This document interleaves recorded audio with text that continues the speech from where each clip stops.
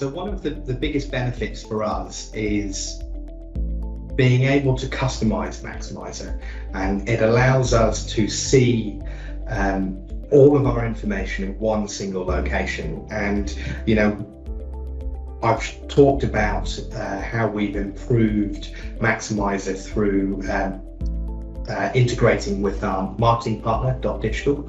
I've also mentioned about how we've managed to improve our event management processes by having the event and bookings module created.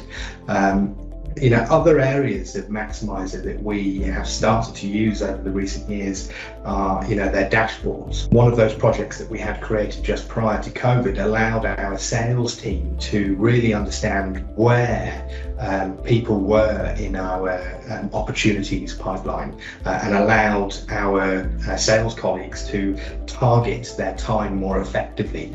And that's something that we just haven't really been able to do very well without those added tools and modules, and now starting to be able to customize those to a greater depth than is available in the standard platform really allows us to dig a lot deeper into kind of what our customers want and how they respond to our marketing, and ultimately how do we engage with them on a more regular personal basis.